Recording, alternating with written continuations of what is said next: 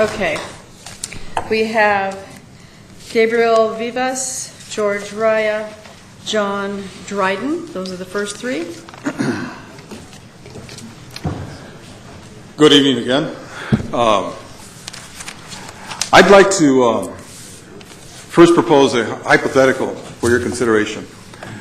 Perhaps imagine, if you will, a father who has a mixed family. And in that mixed family has 2 white children and 3 black children. And then he dies and he leaves, of his $22.5 million, he leaves 22 plus 200,000 for his white kids and 300,000 for his black kids. Should we draw any inferences from that? What inferences should we draw? And I'm here to basically ask you to consider tonight and to invite you to take leadership in what I consider to be a civil rights issue. The civil rights issue here is equality. Equality for all, and equality specifically as it's reflected by this body in its funding. Your funding has gone to organizations that date back, art from the 16th century, music that you can't dance to, opera that you can't understand unless most of us don't speak Italian, and we go on and on. Dance that's bad for women's feet. And yet, when it comes down to representing our interest in terms of expression, so art is an expression of the soul. We all have the need to express that. And yet, when it comes to our communities, this organization has not seen fit to even come close to equality. Think about the proportion, 300,000 to 22 million over 30 years. What is that telling us? What are you telling Sacramento? What are you speaking individually and collectively to our communities? Go back to the bus. No, better yet, get off the bus and wait for another 10 buses. That's what you're telling us. My final thought, Your Honor, is very simple.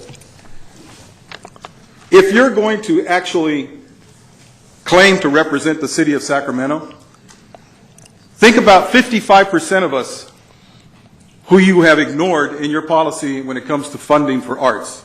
Think about the 55% that you're saying, you know what, we don't care about your soul, your art doesn't matter. There is more art than European art.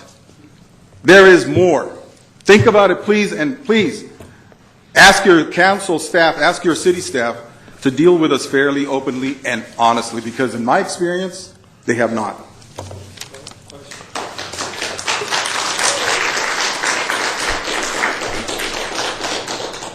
The figure you're talking about for white people, is the Crocker for white people or black people or some other mixture? If you look at the Crocker, you visit the Crocker, you'll see that most of their art over the last 30 years that you've been funding them has been mostly Eurocentric. Now, their art collection goes back several hundred years, Correct. But they have African art, they have Asian art, they have art from Mexico, from South America, art from all over the world. Right. So I'm just asking, are you calling that, which category are you putting that in? I have a couple of responses. Number one, since when? Okay, number one. All right. Number two. How about right now? No, right now, yes, but we're talking about a policy that started 30 years ago. Okay? But, and so let's just say since when, but okay, we'll go with that. Look at the population that goes to the Crocker Art Museum, and what have they done to outreach to our communities? That's my question. Because if they have those there, and I've been in this city for a long time, I don't remember ever getting anything written and addressed to me telling me, you know what, I get all kinds of literature about Latinos. And when it comes to election, I get all kinds of stuff from you guys, or not you guys, general specifically, but politicians that are addressed to Latinos. It isn't very hard to figure out that Gabriel Vivas is a Mexican. But have I ever gotten anything from the Crocker Art Museum? No. What outreach have they done to the Latino community to tell them we have stuff that's here? But the other question is this, Mr. Cohn. There isn't only the Crocker Art Museum has a quality review that's based upon what? Eurocentric art. And what I'm saying to you is that there is more to quality of art than what the Crocker Museum thinks is quality art. There are people in this community who have painted, I know painters here, whose art is being bought from all over the world. Yet the Crocker doesn't even think about having their work on their walls. Sonia Fe, for instance, she lives here in Elk Grove. And her art pieces are being bought by people from all over the world. And yet the Crocker Art Museum doesn't have one of her pieces. And so there's a built-in bias. And I'm not blaming anybody in particular. You know, if anything, blame the history books. But all I'm saying is that we have a tradition that we all, that started way back when. It's like, you know, there's these biases, you know, look, Mr. Hansen, there are biases, if you know, we were talking earlier, there are biases that people had against gay people. Now, should we continue to perpetuate those biases? Should they be reflected in the funding of this body? Of course not. And I'm suggesting to you, by the same token, they should not reflect that kind of indifference to the people of color. That's all I'm asking. And secondly, I'm asking you to acknowledge that there is, or at least think about, that there is a Eurocentric perspective that's being reflected in the funding. And please consider that when you start looking at our organizations. That's all I'm asking. Thank you.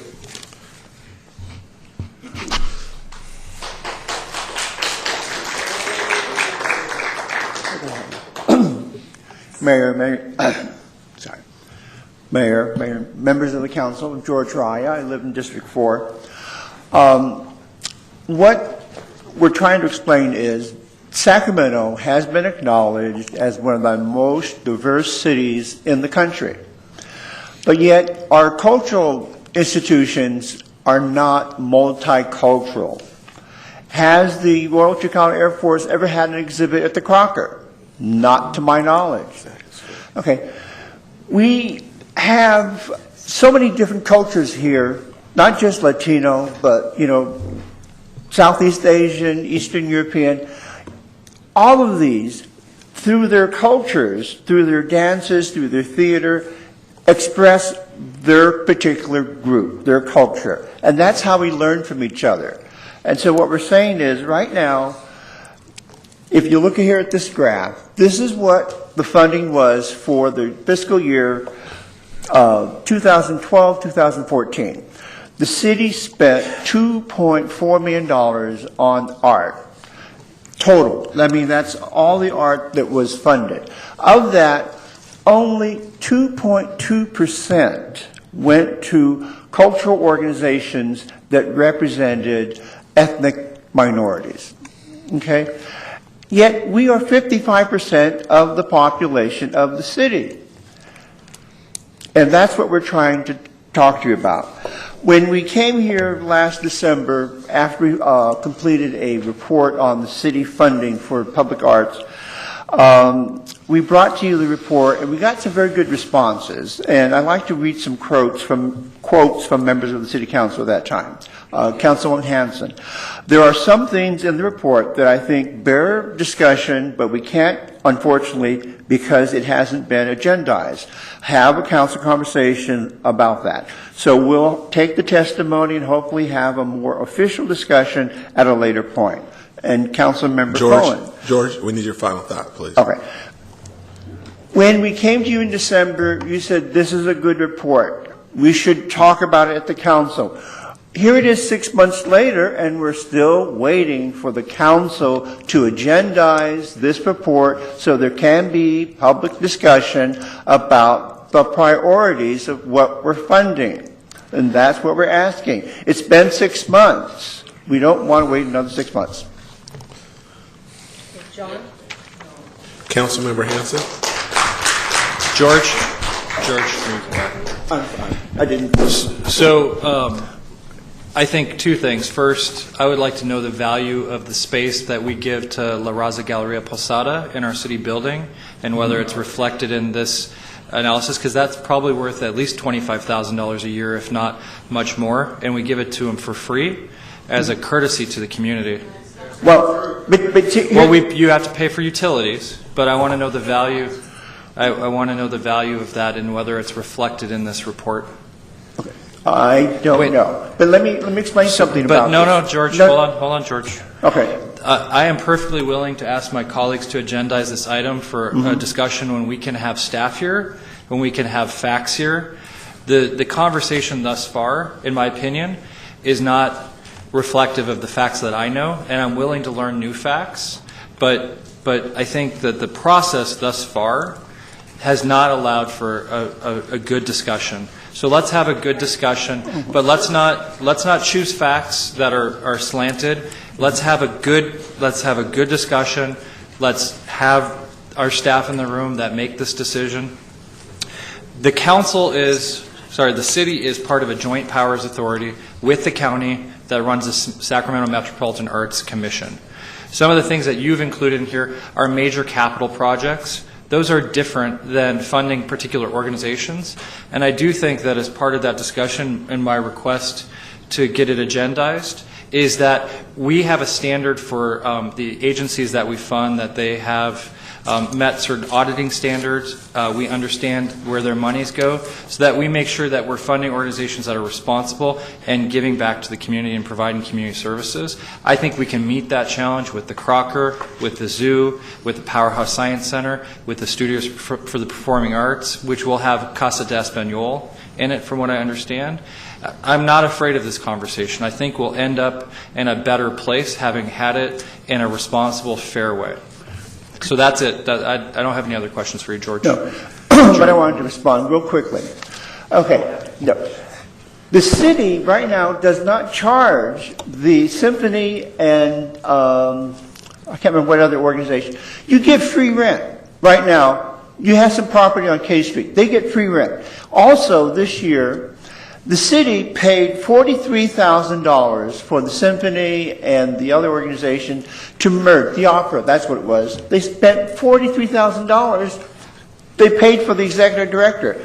That was not done by the city council. That was an arbitrary allocation by the former director of the Department for Art and Culture. We don't get that kind of support. We are charged rent, but yet you give free rent to the opera and the symphony. You don't charge them even utilities. Okay, George. So it's not fair.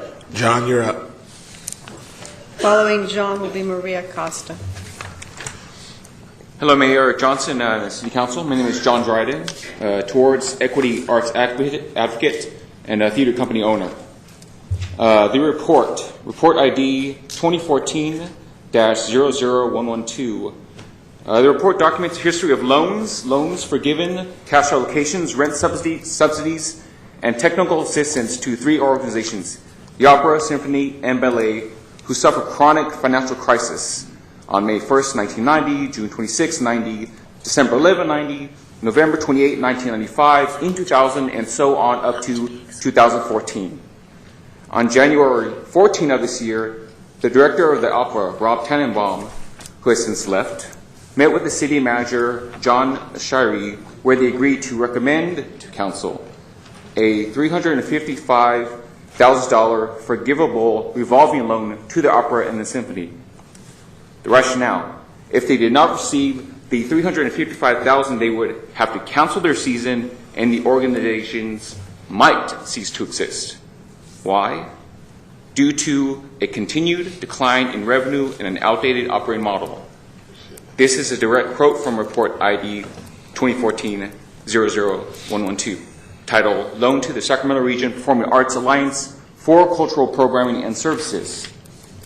On the surface, there appears to be favoritism. Since 2010, a number of our organizations have gone to council members faced with the exact same financial circumstances, not, however, an outdated operating model.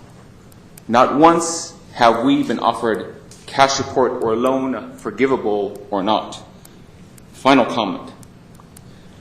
A citywide mission to be addressed is a cultural arts vision, modern and relevant to a swift shift in Sacramento's patron demographics.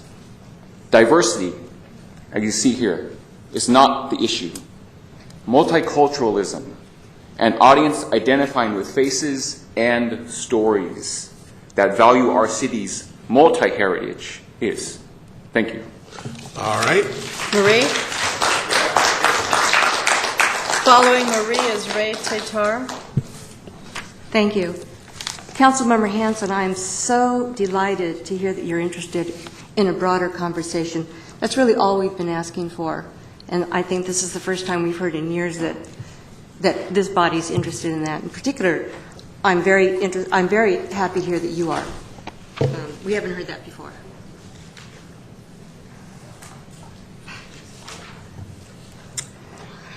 In 1992, a report titled Strategies for Sacramento's Cultural Master Plan, consultant Thomas Wolfe wrote, the allocation systems for the distribution of city and county money are not endorsed by most constituencies in the arts community. There is also great concern that some organizations bypass regular grant procedures and make their cases directly to city council or county, thus undermining the fairness of the system itself. In the same report, he writes, race and ethnicity provide richness for the arts in Sacramento, but race in particular has been the cause of great public divisiveness in the arts community. There were several concerns that the composition of the Arts Commission and the Arts Division staff were not reflective of the community, and that in total, that if there were a policy on those issues, it had yet to be heard.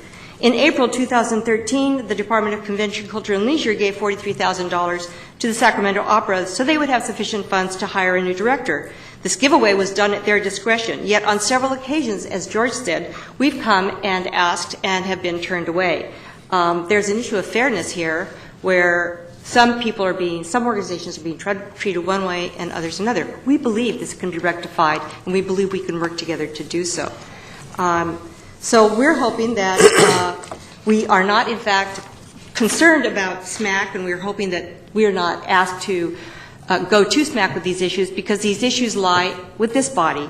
And there are issues of conflict of interest. There's a level of credibility that could be weakened by placing SMAC staff and commissioners in the arts community in an untenable position. Since they report to you, they're appointed by you, their director reports to the Director of Convention, Culture, and Leisure. We really need a more independent body to have this discussion to make it truly robust and fair and honest. So I'm delighted that we can work together and look forward to your call. Thank you. All right. Ray? Following Ray is Richard Falcon.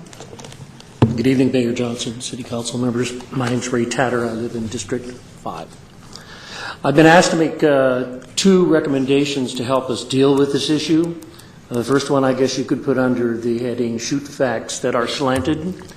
We recommend that the City Council direct the Office of the City Auditor to conduct a comprehensive audit of Sacramento's arts expenditures in order to provide an accurate overview of city arts funding patterns and practices. Logical. Two, that the City Council authorize the city manager or his designee to transfer $350,000 from the General Fund Administrative Contingency to the Citywide and Community Support Department to be used by performing, creative, and presenting arts organizations with budgets under $250,000, noting that those who have suffered a decline in revenue. Thank you. All right, thank you. Richard? Following Richard is Luisa Manchara. My name is Richard Falcon. I am the Executive Director of Teatro Nahual, and I want to thank you all again for being here with us. I live in District 7, and I want to add to Ray's recommendations there. We've thought long and hard about these. To establish a $650,000 fund to distribute to arts-producing organizations with budgets of $250,000 or less, and that this fund, the Sacramento Cultural Equity Endowment, shall increase annually to accommodate the anticipated growth and development of the arts in all Sacramento Council districts. Number 4, lastly, a multicultural task force to be constituted with leaders from the Sacramento's diverse community of arts organization to assist the City Council to develop a comprehensive plan to promote the growth, development, and sustainability of arts-producing organizations with budgets under $250,000.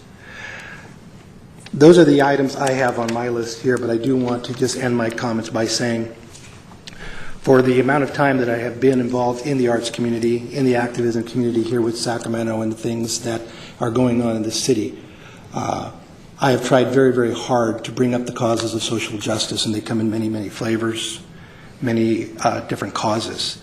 And this is a cause we need to look at.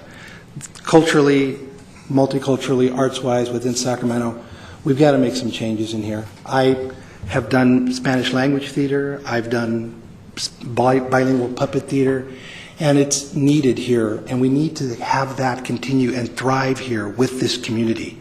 It's not just Latino, it's Asian, it's Native American, it's African American, it's all through there. But I think, and again, I welcome that conversation to, again, once come to the table and say, what are the facts, what can we do, and how can we readdress the funding that's going on to the arts organizations. Thank you very much. Okay, Louisa?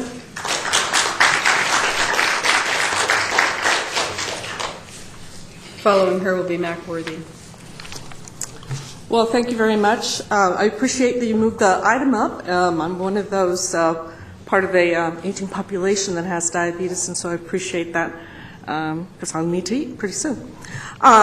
Mayor Johnson and City Council members, my name is Luisa Menchaca, and I am currently the president of the Lorenzo Patiño LULAC organization. LULAC stands for League of United Latin American Citizens. Our particular council has been thriving in Sacramento for about 30 years, but our national organization actually has been around for 80 years, promoting issues that relate to social justice. Now, LULAC believes that social justice can be achieved in various forums, including the arts, because it positively impacts, we believe it impacts positively on the self-esteem, especially of our children, and of our diverse community, which we all know Sacramento is diverse in nature, and as one of the speakers earlier indicated, what we all want is to create a strong, diverse community. As a local council, our civil rights activities are focused in the Sacramento region, particularly the city of Sacramento. We're not just limited to the city of Sacramento, but we look at the region. But that is why our council is concerned with the issues that were raised in the report, The City of Sacramento, a Case Study in Municipal Support of the Arts. And we understand that, facts are important and all of that will have to be fleshed out. However, what is important is that the issues be addressed. As a representative of LULAC, I encourage you to go through a thorough audit of the city policies that govern the distribution of public money for the arts in Sacramento. All of our residents, irrespective of their gender, race, or any other kind of affiliation, deserve that kind of audit. So I stand here before you also to offer you LULAC's assistance in order to achieve the goals of the diverse community. And I thank you again for giving us this time. Thanks, Lisa. Macworthy? Conversation, but I wanted to follow up on Councilmember Hansen's request to ask the city manager to come back and have a full vetting of this, because frankly, the issues are legitimate questions, and it's come up many times in the last year with the community center, the new center that we did there on the Fremont building, and just tonight with the Powerhouse Science Center. But I think the bigger question is, we don't know what the remedy is. We certainly know what the illness is, that there are a lot of arts groups and serving a diverse segment of Sacramento that don't always have the same opportunities. So whether it's through our budget process and SMAC, or our city manager and I were talking about some other ideas I know Councilmember Chenier had brought up as well, that I think there are some real things that we could bring back, and I'd like to ask you, Mr. City Manager, to agendize that, and so we can find a way to make sure that we take care of all our arts organizations in Sacramento. Thank you. Pro Tem? Thank you, Mayor. On that point, just too, I look forward to that conversation. I great advocates. They're just they're small arts organizations that need some support. We need to find some ways to do that. And we used to have good ways, so I'll look forward to that discussion too. It'll be great. But my two comments are this. One is I want to congratulate all the high school graduates in my district. They're all graduating this week, and it's really exciting times. And And I just want to thank my community because they always do a really good job of pulling together for Safe and Sober Graduation Night, which is an important event out in Natomas. When you live out on those edges of the city, it's important that the kids don't drink and drive on grad night, and we're really fortunate to have a really wonderful program and a lot of great parents that get involved. So congratulations to all the graduates. And then I just want to wish my colleagues luck and remind people to vote on Tuesday. We're coming up on Election Day. Yesterday was Memorial Day. It's important to remember those who sacrificed and gave their lives for our country and our way of life, and the best ways to honor them is to participate, and best way to do that is vote. And to my colleagues on the ballot in a variety of ways and the various interests that we all have out there, I hope everybody goes and votes their conscience, and I wish you all the best of luck, and we'll see what happens. It'll be an interesting and fun day. Councilmember Falk. Thank you, Vice Mayor. I just want to also support Councilmember Hanson's and Councilmember McCarty's, to agendize to have a discussion about the arts. This is discussion that's been a long time coming. I look forward to the city manager coming back to the council. Thank you. Councilmember Cone. Thank you, Mayor. On Thursday, that's this Thursday, May 29th, from 6 to 7:30 at the historic City Hall Chambers, the San Joaquin Joint Powers Authority is meeting to get input on the draft business plan. This is where the JPA has taken over service from Caltrans and will be overseeing the rail service between Sacramento and Bakersfield. And I'm on that board, so I'll be there as well. Also on Saturday night, May 31st, the Greenhouse Kids at Heart auction fundraiser will be held at the Grand Hall of Clooney Community Center. This is at 6 o'clock. It's our annual fundraiser, and as my colleague, Councilmember Ashby, knows, this is a great program that benefits teenagers and kids in the Gardenland Northgate neighborhood with after-school tutoring, mentoring, and leadership development. They do a fabulous job, so happy to support that and hope we'll have a full house for that.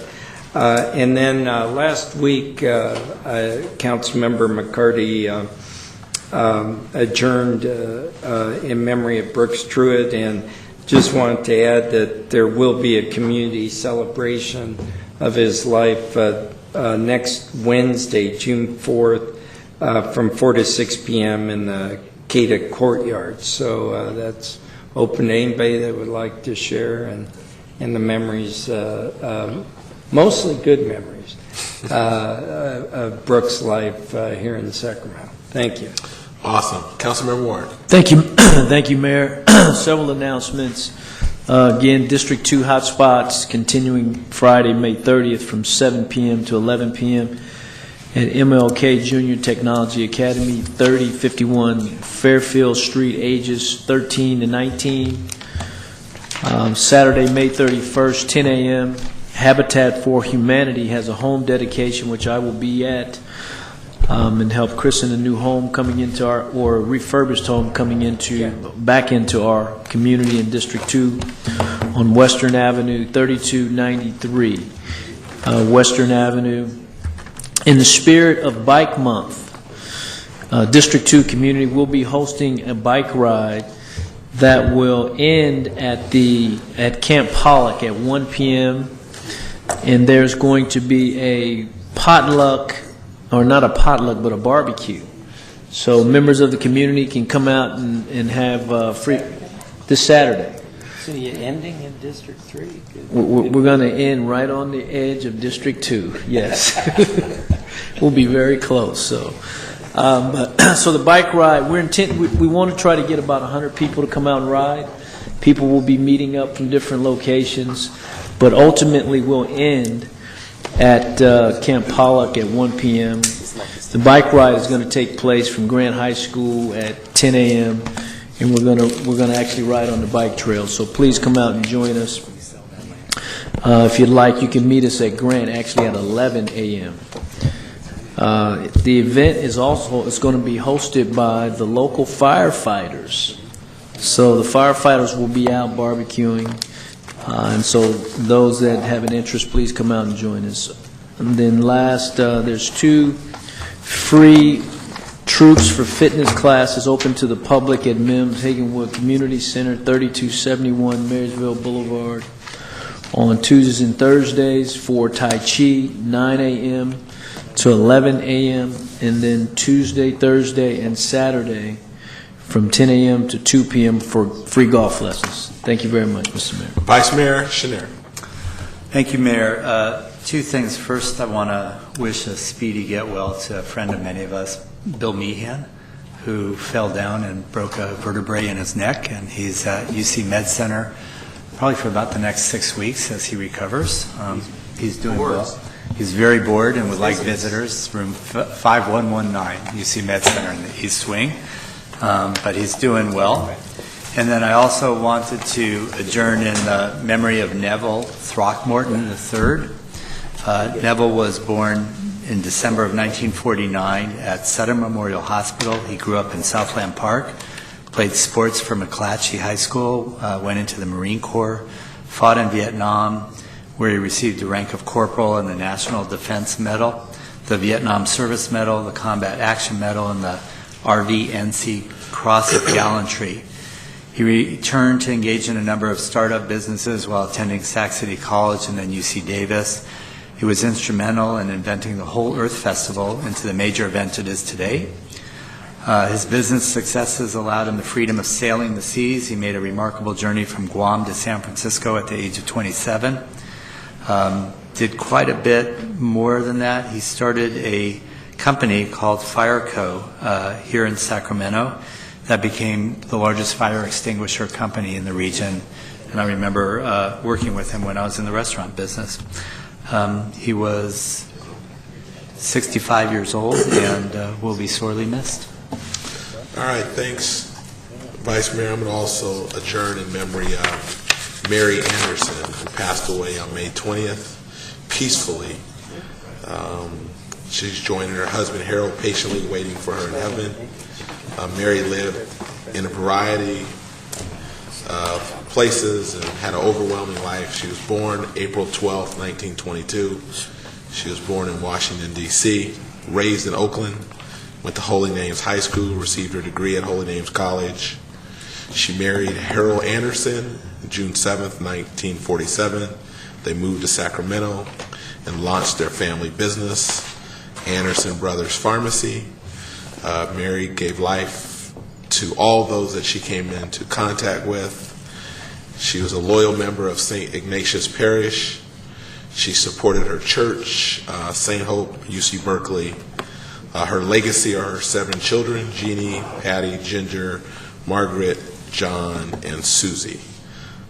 She has 13 grandchildren, and her service Friday is a visitation at St. Ignatius, 6 p.m., May 30th, and the funeral celebration of her life is Saturday at 11 a.m., also at St. Ignatius. And we adjourn.